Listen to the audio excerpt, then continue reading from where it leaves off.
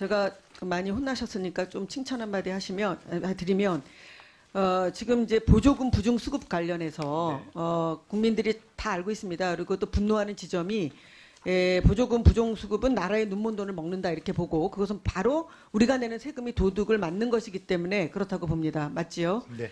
그런데 그 부분에 있어서 정부가 청지기 역할을 제대로 해야 된다고 봅니다.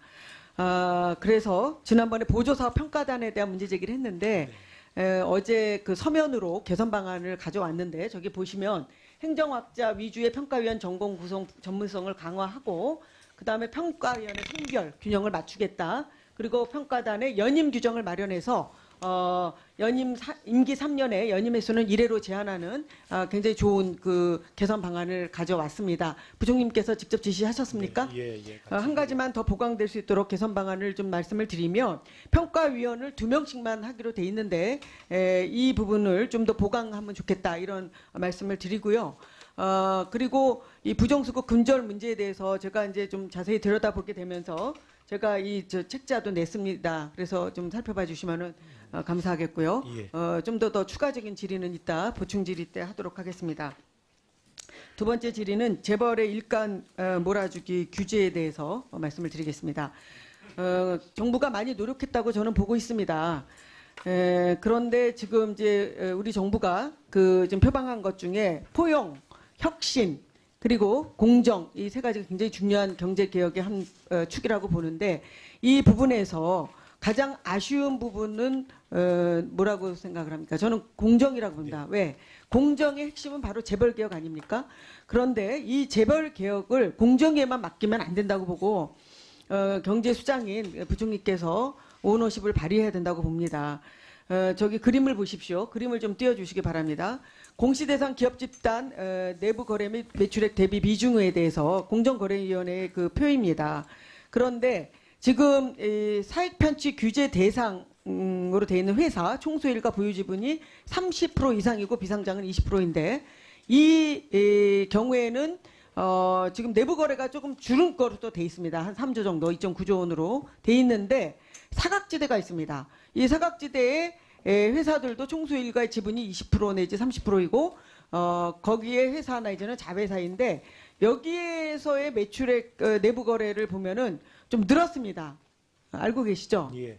이 부분에 대해서 이 내부 거래가 일어난 거 아닌가라고 하는 합리적 의심을 할 수가 있는데 이 부분에 대해서는 어떻게 평가하십니까?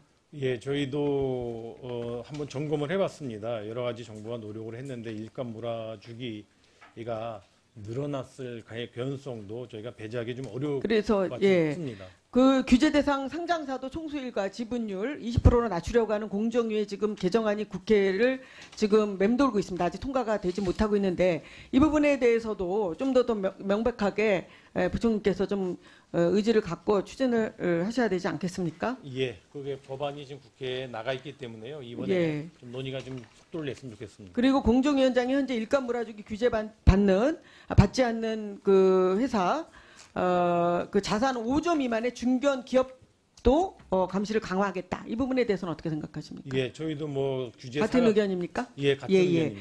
그런데 제가 요즘에 이제 약간 우려하는 거는 그 수출 규제 지금 상당히 일본의 수출 규제 긴급한 상황에서 이걸 빌미로 해서 재벌의 일감 몰아주기에 대한 그 면죄부를 줄 수도 있지 않냐라고 하는 그 우려가 좀 되고 있는데 이 부분에 대해서 좀 철저하게 대비를 해주시면 좋겠습니다. 예, 그렇게 하겠습니다. 예. 고삐를 누리면 안 된다고 생각하고요.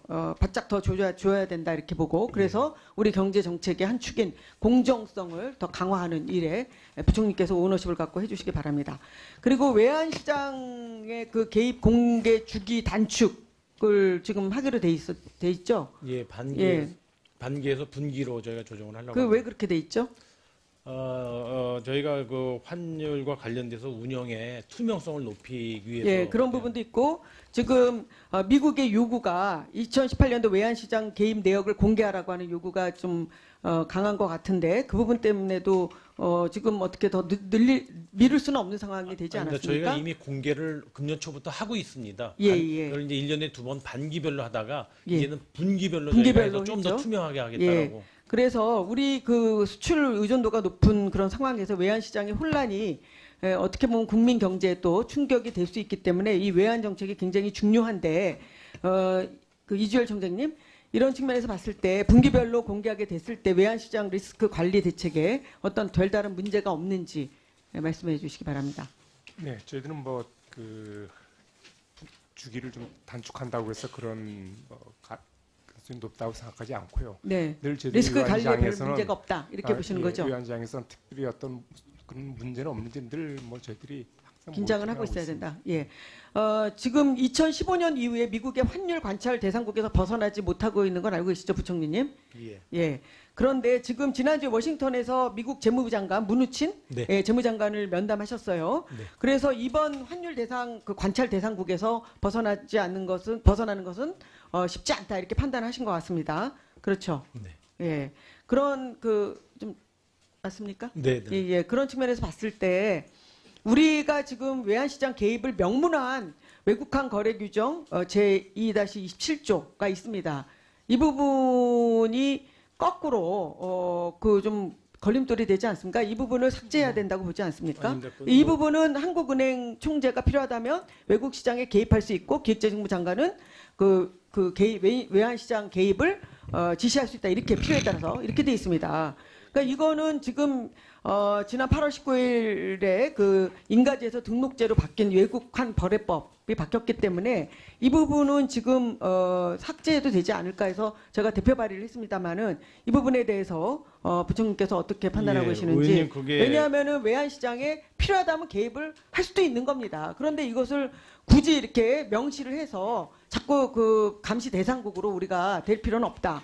그리고 요즘같이 세계경제 불확실성이 커지는 상황에서 외환시장 개입이 저는 필요하다고 봅니다. 그런 측면에서 봤을 때 이걸 또 예, 의원님 그 근거 조항하고 미국의 환율 관찰국 지정과는 전혀 관계가 없는 사안이고요. 대개 미국을 포함해서 IMF 등 국제기구나 여러 나라들이 비정상적인 시장 상황에 대해서는 개입할 수 있도록 모든 것을 정당화하고 있기 때문에 저는 이 근거 규정이 있는 것에 대해서 전혀 불편함이 없다고 저희는 생각하고 있습니다. 예, 감사합니다.